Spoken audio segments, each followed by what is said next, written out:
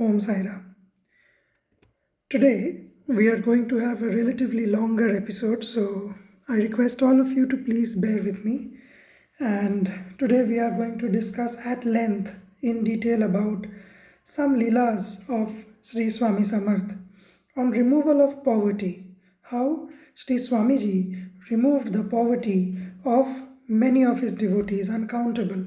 But we will take a few of them today, and these few stories will take quite some time for us to go through. So, without any more delay, I'm starting with the chapter. So, poverty is a curse for mankind. However, individual fate forces people to undergo sufferings due to poverty, people go through it. Shree Swamiji has showered his kind grace on a number of devotees to get them rid of poverty and to direct them to the virtuous path of devotion. So, the first story is of Basappa Teli. So, when Shree Swami Samarth was in Mangalveda, which is in Solapur district of Maharashtra, there was a poor man named Basappa Teli. He started rendering devotional service to Shree Swami, and he would roam around with Shree Swamiji in the forests. And Basappa Teli would follow him to render devotional service wherever Shree Swami went. Basappa's wife was making both ends meet by doing odd jobs as a day laborer sometimes. A number of days passed like this, and there was still no improvement to their fate. They were still struck with poverty. So once Sri Swamiji became compassionate towards Basappa and showered his kind grace. Sri Swamiji took him to the forest of Kathavan village. By that time the sun had set and thousands of snakes were seen moving around in the forest because there were no human beings at that time. When it becomes dark, generally people don't go to the forest, which is why all the wild creatures they come out. And these snakes were also roaming freely because there was less suspect of threat. There was less threat in the forest. So there were thousands of snakes moving around. Sri Swamiji told Basappa, "Take as many snakes as you want. Do not be afraid." Basappa started trembling with fear. Finally, garnering some courage and repeating the name of Sri Swamiji, Basappa caught hold of one snake, which was nearly 2 feet long. And he wrapped it in a piece of cloth and held it under his armpit. Sri Swamiji said, "Whatever is under your armpit, take it with you and lead your life happily with your children. Now go home." So Basappa returned home. His wife became very happy seeing the bundle brought by Basappa under his armpit.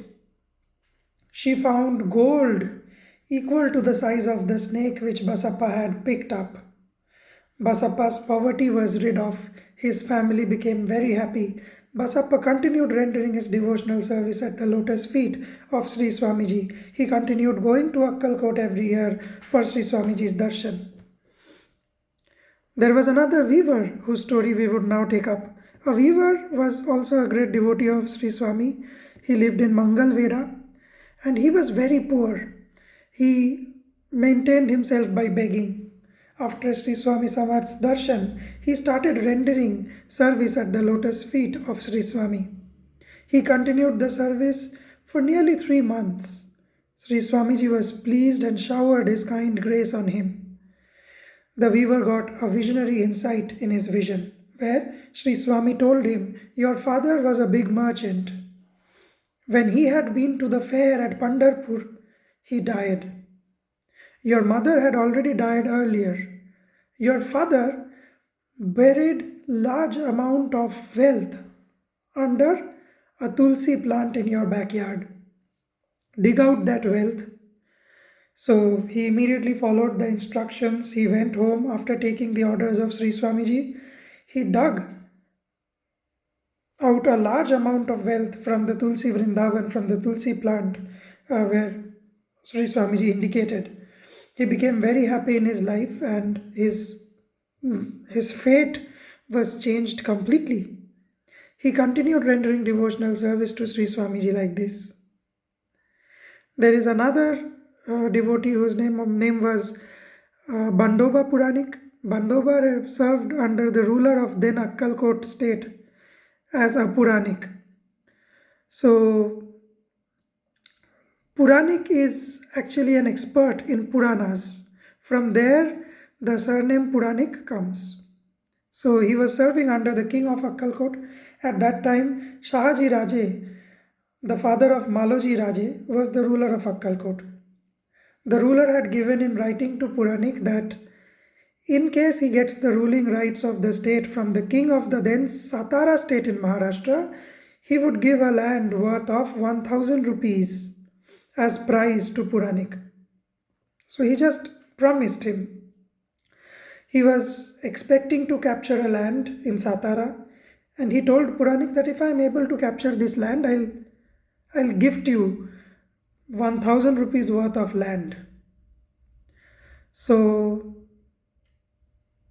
he forgot to keep the promise after he was able to conquer the said land. When he got the rule of that kingdom, he forgot all about his promise. So therefore, the Puranik was upset. He started to request and remind Shahaji Raje regarding the grant of the prize land, but everything went in vain. Nothing was working. After a few days, Shahaji Raje passed away, and Puranik was disappointed that now how am I supposed to get my land as promised. So Puranik would take Sri Swamiji's darshan on a daily basis. He was a devotee of Sri Swamiji. So one day, Puranik narrated his problem to Sri Swamiji, and Sri Swamiji said, "Have I not given you a linga?" Puranik kept quiet. After the death of Shahaji Raje, 10 gifts to be given as charity as per the Hindu religion convention included land gift too. So Chintopant told the chief officer of the royal court, advised Maloji Raje, the successor of the king who died, to give the land to Puranik. So the land was gifted to Puranik family from generation to generation. There was a temple of Rameshwar on this land. That's the lingam Sri Swamiji is mentioning about. The land also had a stream flowing through it and lots of fruit trees. Sri Swamiji had promised him the linga of Lord Shiva, and Puranik got the linga in the form of the temple of the Rameshwar. Puranik became a very happy and rich man after getting this gift. Now, let us turn to the story of a cook. A rich man of Prabhu community had come to Akkalkot for the darshan of Sri Swamiji. A Brahmin cook accompanied him, and he carried a plate in his hand with articles of worship and food offerings to the deity. When the Brahmin placed the plate in presence of Sri Swamiji roared, "You rascal! 5,000 rupees are kept for you. Take that money and go. Do not forget to take that money." Listening to the words of Sri Swamiji, the Brahmin spoke, "Maharaj, I am a cook. Where can I get 5,000 rupees? Sri Swamiji kept silent. Behind the place where Sri Swamiji sat, a Muslim mendicant and a black dog became visible. Pointing in that direction, Sri Swamiji asked the Brahmin cook to feed the mendicant and the dog. The Brahmin cook placed the plate containing the food in front of the mendicant and the dog. Both ate the offered food, leaving behind 5 morsels of food in the plate. The plate was brought home, so there was confusion whether to eat the leftover food in the plate as prasad or not. The rich man made inquiries, but nobody clarified his doubt. So the rich man, whose cook brought the plate, he thought that it might be Sri Swamiji's prasad. So finally he asked Sri Swamiji about the leftover. And Sri Swamiji replied, "If you want to eat that food, then take it. Else return it to me." So after returning home, the rich man and the others accepted the food as prasad. And they went back to Mumbai after that. So this Brahmin cook previously worked as a cook for a rich man's aunt. So the same rich man whom he was working for now, he used to work for the same person's aunt before joining the job here. So this aunt, she was very rich. Observing the honest nature of the Brahmin cook, she gave him rupees 5,000 as a gift. Since he was very pious, very honest, the aunt was pleased by the service of the cook, and she gave him 5,000 rupees. So later on in future, the rich man of the Prabhu community also became more prosperous, and by the blessings of the leftover food that they took as prasad, the poverty of the Brahmin cook was completely wiped off. In those days, Brahmins used to be very orthodox. So in this case, Sri Swamiji's instructions were not just mere instructions, they were a test for these orthodox people, whether they would eat the food which was already eaten by a person of another religion. So this was not only an instruction but also a test of their humility, of their honesty, of their faith. And they had qualified that test and their fate had turned. Now they were rich. So now we will turn to another story where again a Brahmin couple from Konkan in Ratnagiri, Maharashtra came and stayed in Akkalkot, and they started rendering devotional service to Sri Swamiji. At that time, poverty-stricken Teli with his children too had come for Sri Swamiji's darshan. One day as the Konkani Brahmin stood near Sri Swamiji waving a chauri, which is a chamar, Sri Swamiji spoke to Radhabai, the Brahmin's wife. Limbe, which was possibly her birth name, which was possibly the name from her past birth. This was not her name in this birth. Come here. And the lady came forward. This Teli was your husband in your past life. You had given birth to these 3 children, now accompanying this Teli. So this lady was there for a different purpose, and this Teli he visited with his 3 children separately for Sri Swamiji's darshan. And Sri Swamiji instructed this lady that you now extend your motherly love to them. Radhabai felt ashamed, and the devotees present there were stunned. Some of the people didn't even believe that really, is this really a past birth thing, or is it some kind of a test that Sri Swamiji is perhaps taking? So the Teli's children were all elder to Radhabai. When they came to know from Sri Swamiji that Radhabai was their mother, they started calling her mother. Suddenly her motherly love started blossoming. Radhabai embraced her children and fondled them with love. The aged Teli was overpowered with emotions and his eyes were filled with tears. Sri Swamiji ordered Radhabai, Limbe, go with Teli to his house.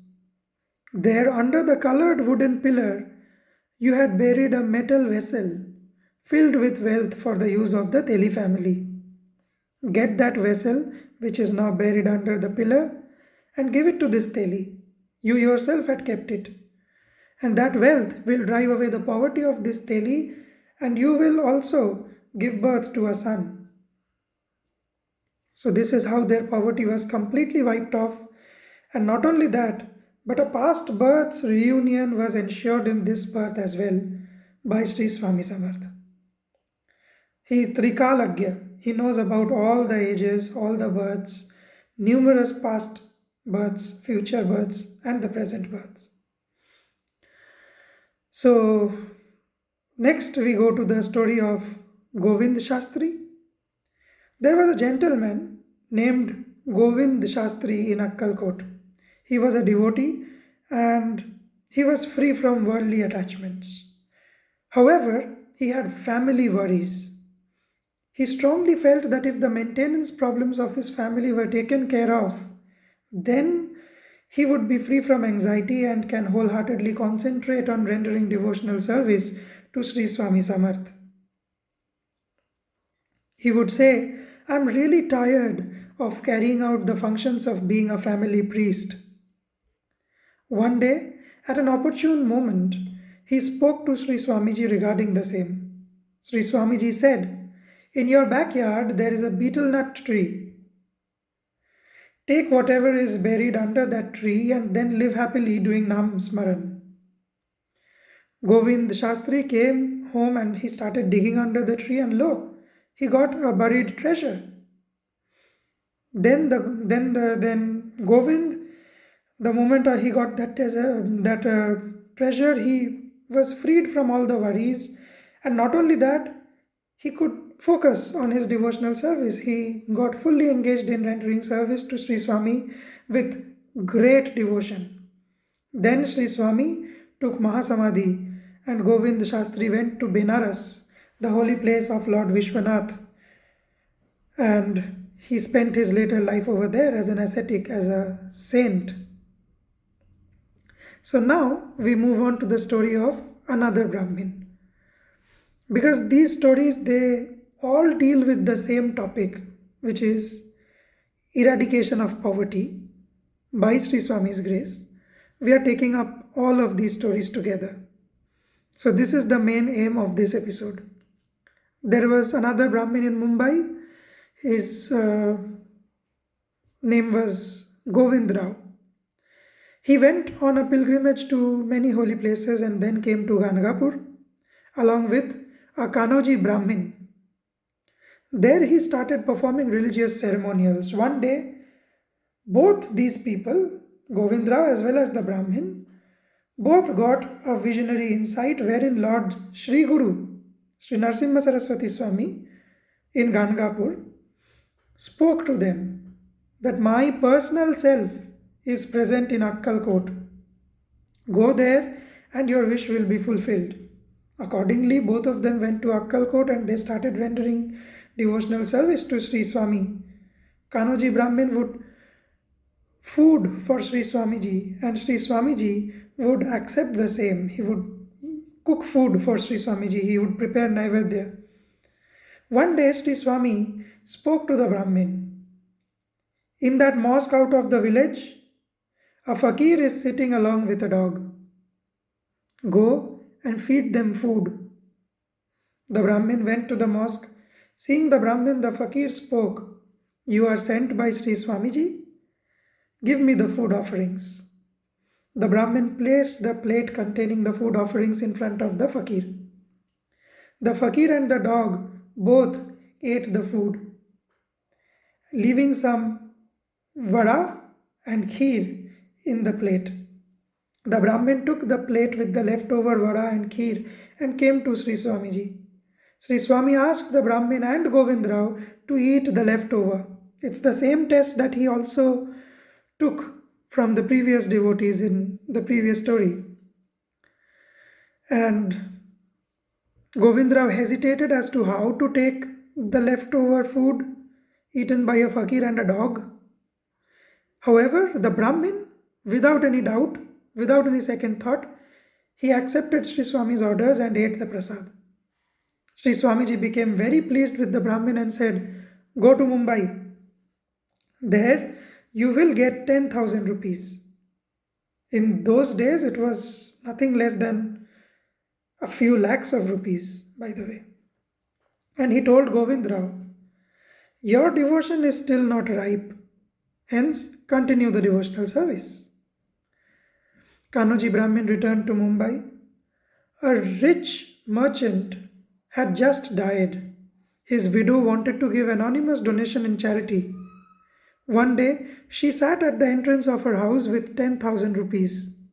She decided to give the anonymous donation to the first Brahmin who appears. By coincidence, or rather we would say by Sri Swamiji's grace, Kanoji Brahmin happened to pass by that site. And the merchant's wife gave the package containing the anonymous donation to him. Since he was the first Brahmin she came across, that's it. The words of Sri Swamiji manifested. The Brahmin happily returned to his hometown with continuous shouts of victory in the praise of Shree Swami Samarth. There is the story of another Marwari gentleman. A young man from Marwar, Rajasthan, came to Akkalkot, stayed there to render devotional service to Sri Swami. He would get several letters from his family to return home, but for 3 years he continued to stay in Akkalkot. One day his father and uncle came to Akkalkot to take him home along with them. And they asked Sri Swamiji's permission, and Sri Swami addressed the young man, "Go home now, and then come here whenever you wish to come." Taking orders from Sri Swamiji, they worshipped him and offered food, Naivedya, to Sri Swami. Before leaving Akkalkot, they all went to Sri Swamiji for his darshan. At that time, he was present in the locality of Mahar community. Mahar community is the depressed class of people, the socially oppressed class of people. So the young man, he prostrated at the lotus feet of Sri Swamiji and prayed for his blessings and favor. Sri Swamiji spoke to him, "There is nothing to give or take care. If you want any favor, pick up and take with you 4 bones lying over there." A big heap of bones was lying nearby. So this young man, he nervously picked up 4 bones. He had to follow Sri Swamiji's instructions. That's how a guru tests his disciples. He picked up 4 bones from that heap, put them in a cloth bundle, and after reaching his home, he kept the cloth bundle containing the bones outside the house. Because after all, they are human bones, or God knows which animal's bones they are. Why would you take them inside your house? So he kept them outside. Next day, when he went to pick up the cloth bundle, he found it very heavy. When he opened that bundle, he was surprised to find pure gold weighing around 5 seers. So 1 seer, in those days it was like the measurements, they were done in seer. So 1 seer is, I think, a bit more than 1 kilo or something. I'm not sure, I'll have to check the exact figures. But yeah, it was quite heavy and a lot of gold. This drove away the poverty of his house completely, after which he became a dedicated devotee of Sri Swamiji. After a few days, he again returned to Akkalkot. Now, since his family's necessities were taken care of, he took Sri Swamiji's darshan and he offered 10 tolas of gold to Sri Swamiji as well, as a token of gratitude for what he had given. And when he gave the details of this incident, all the devotees came to know about this miracle. The devotees started continuous shouts of victory in the praise of Sri Swami Samarth. There was another such incident, similar one like this one. One day, out of pleasure, Sri Swamiji went and he sat in a locality of the Mahar community. Again, the same community. As usual, Sri Swamiji's devotees started visiting this locality for his darshan because he was there. A Brahmin, afflicted by extreme poverty, stayed in Akkalkot since a number of days for rendering devotional service to Sri Swamiji. He also went to the Mahar locality to take Sri Swami's darshan. At that time, Sri Swamiji was playing with the bones which lay there. He spoke to the Brahmin, "Take away as many bones as you want." The Brahmin started hesitating and thinking as to how to touch those bones in the first place. Forget about taking them. How can I touch them? Nearby, a servant of Sri Swamiji was present. He spoke to the Brahmin. What does your body contain? Is it gold or bones? At last, the Brahmin felt ashamed and he hesitatingly picked up 2 or 4 bone pieces and went back home. Once he came home, he kept the bundle of cloth with bones outside his house. Again, because a house is a sacred place and you don't necessarily carry things like bones inside the house. Of course, that's not the custom. So he kept it outside. Next day, this person also felt that the cloth, the bundle was quite heavy. And when he opened the package, he found gold instead of bones. He started repenting as to why did he fail to pick up more bones. But again, this was the test. One gets only that much as per one's luck, not more than that. He considered himself very happy. By that gold, all his needs were met. He returned home singing songs in the praise of Sri Swami. Another person again had a similar kind of experience. This is the third story of a similar sort.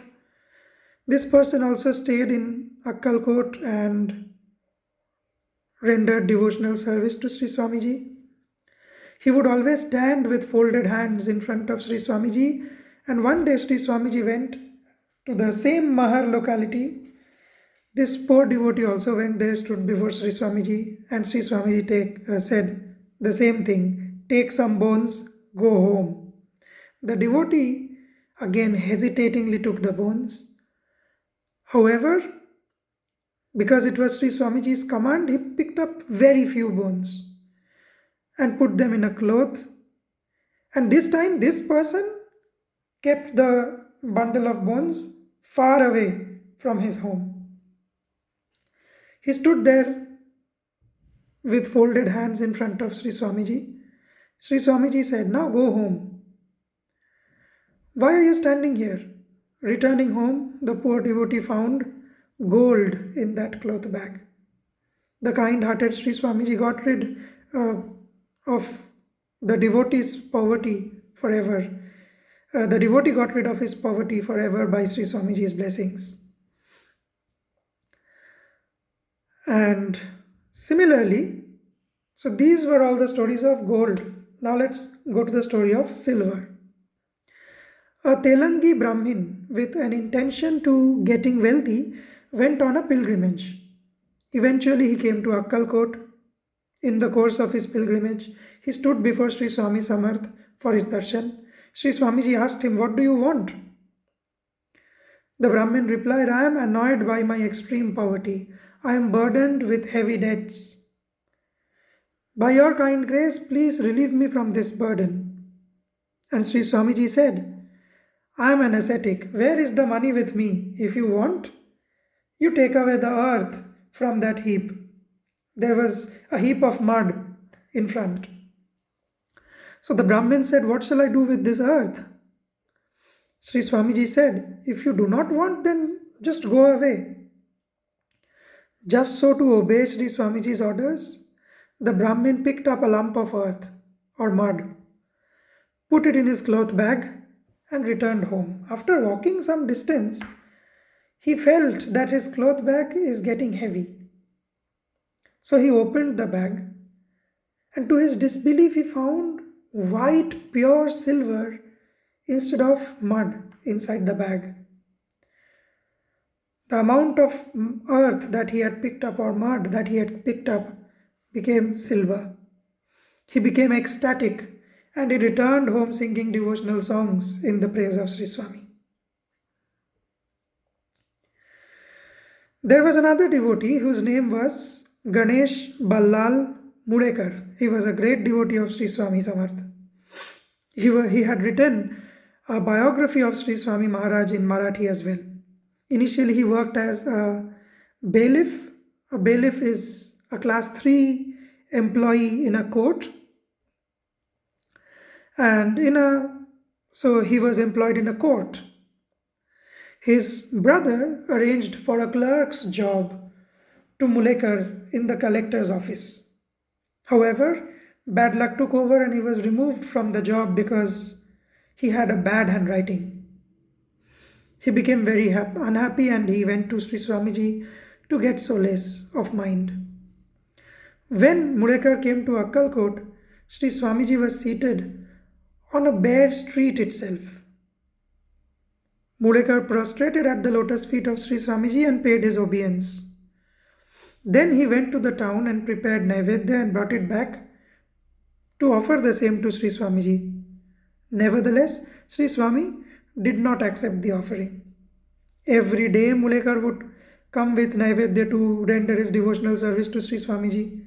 One day, Sri Swami's servant asked Mulekar as to whether he could arrange to bring some curd for Sri Swamiji, since it was Ram Navami the following day. And just like Baba, Ram Navami was also a celebrated festival in Akkalkot. It was also celebrated by Sri Swamiji. And Mulekar said, "Certainly, I will bring curd. Please help me. I have lost my job. Please pray on my behalf and ask Sri Swamiji as to when I will get a new job." The servant prayed to Sri Swami. He worked as a mediator. Sri Swamiji said, "You have got the job. Go now." Mulekar still had a little doubt.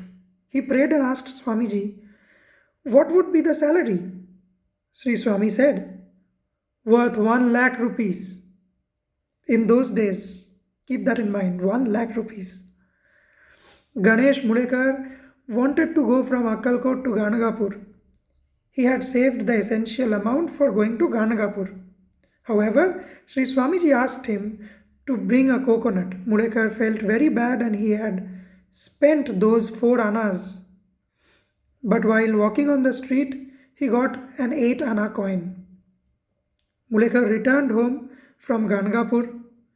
To his surprise, he found an appointment letter for the post of a clerk in the collector's office waiting for him. Within a few days, his salary was raised to rupees 20.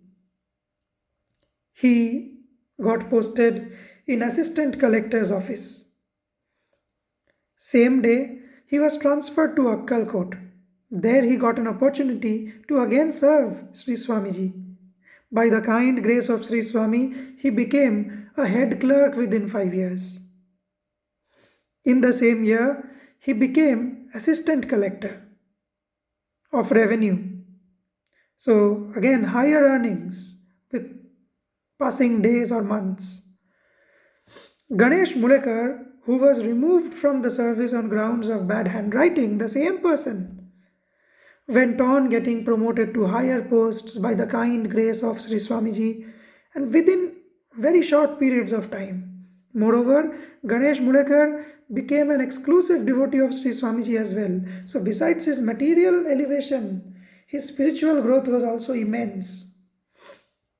Moreover, by the kind grace of Sri Swamiji, Mulekar got a job worth 1 lakh rupees. There was another learned Brahmin whose name was Madhavacharya in the village of Shirgur, located in the bank of Bhima river. He was in heavy debt. His wife had passed away. He started going crazy. Ultimately, he came to Akkalkot to seek refuge at the lotus feet of Shree Swami Samarth. No sooner Madhavacharya came under the look of Sri Swamiji, he said, "Be alert for the auspicious wedding," and gave a coconut as a blessing to the Brahmin. All the attendant devotees started making fun of Madhavacharya. This annoyed him, like he is a Brahmin, he is a sannyasi. And so he complained to Sri Swamiji, "People are making fun of me, Maharaj. In this old age now, how can I get married?" Okay, so he was old. So he was complaining. How will a marriage be possible in this age? And now people are mocking me. My age is nearing 50 years now. I am also under the burden of a heavy debt of rupees 5,000. Sri Swamiji said, Go back the same way you came here. So after the taking Sri Swamiji's darshan and his blessings, the Brahmin returned to his relative's house at the village in Shirul. That's how he came to Akkalkot. So he went back home via that village. And there were 2 marriages planned on the very next day at the residence of his relative. At that very auspicious moment, the bridegroom planned for the elder daughter did not turn up. So her father got her married to Madhavacharya. Because in those days, if the bridegroom did not turn up, it was considered to be a very inauspicious sign. And nobody used to marry those kind of girls whose bridegrooms did not turn up in their marriage. And this was a pan-India custom in those days, in the Sanatan Dharma. So this is how Madhavacharya got married to this lady. Thus the kind grace of Sri Swamiji was showered on Madhavacharya. When he went back to Akkalkot along with his newly married wife, Sri Swamiji blessed the couple. Go home, you will be freed from the burden of your debt, and you will live long and happily with your children and grandchildren. Within a period of few days, Madhavacharya got relieved from his heavy debt of 5,000 rupees, and he was also blessed with a son in due time. So this is how poverty was got rid of in these cases. And there are many such instances which will be narrated even after this about removal of poverty. And there is an unending list of stories. Okay, before ending this episode, I can also share another story, which is Nauroji Parsi's story. A Parsi gentleman named Barjor was employed in Akkalkot. His relative Nauroji came to his house one day. Although all through the night both were talking about something, and Barjor did not believe in the numerous miraculous works of Shree Swami Samarth. All of a sudden, Sri Swamiji appeared before them. He was omnipresent. Nauroji prostrated before Sri Swamiji, offered his obeisance and then prayed, I am burdened with a heavy debt. Kindly relieve me from this debt and bless me with prosperity. Sri Swamiji said, if you get wealth, what would you offer me? Nauroji replied, I promise to offer 1/4 of the wealth at your lotus feet. Sri Swamiji said, go towards the Narmada river. So saying, Sri Swamiji disappeared from there. Next day, Nauroji came to know that Sri Swamiji had gone to a nearby village, Rampur.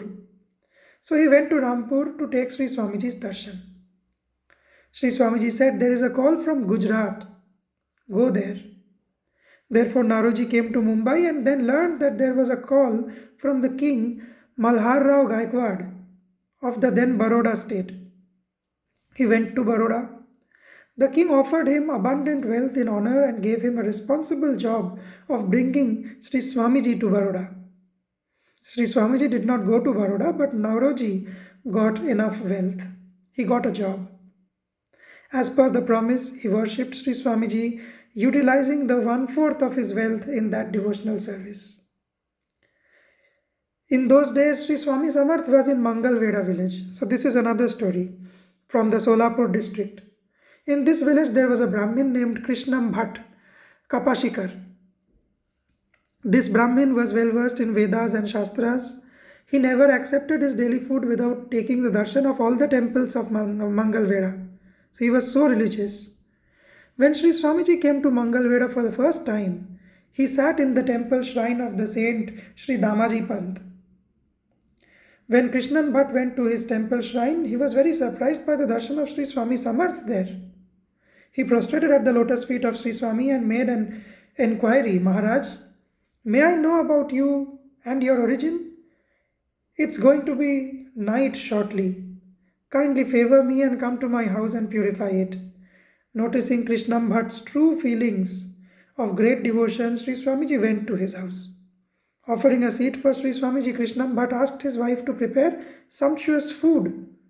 His wife Geetabai became very worried as to what to cook since there was no rice in the house. Sri Swamiji intuitively came to know about the shortage of rice in the house and said, I like dashami. So dashami is a flat bread prepared with milk. So now look at the leela here. So Swamiji said, I like dashami. So prepare the dish with whatever is available in the house. Geetabai went out to bring milk, but the situation was such that she could not even get milk. She came home and told her husband about the unavailability of milk. So both the husband and wife, fully ashamed of the situation, stood before Sri Swamiji. Sri Swamiji said, having a cow in the house, why are you getting so worried? Like, why are you going out in search of milk? You have a cow in the house. Geetabai said, Maharaj, the cow does not give milk and she has been totally unproductive for the last 4 years. What to do? Sri Swamiji said, is that cow not giving milk? Bring a vessel and start milking the cow. She will certainly give milk. Therefore, Geetabai started milking the cow according to Sri Swamiji's instructions. To Geetabai's pleasant surprise, the cow gave 3 seers of milk. The Brahmin couple became ecstatic. Geetabai immediately prepared dashami and offered it to Sri Swamiji. By the kind grace of Sri Swamiji, Krishnam Bhatt's poverty was completely wiped off from that day onward. So this was another story of removal of poverty. So with this, I end today's chapter because it's already quite lengthy. We have already exceeded 40 minutes today. In the next chapter, I will narrate a few more stories about removal of poverty of a few more devotees, and then we will cover other topics and other leelas and miracles of Sri Swamiji. Om Sai Ram, Shree Sainath Arpanamastu Shubham Bhavatu, Akkalkot Nivasi Shree Swami Samarth Maharaj ki jai.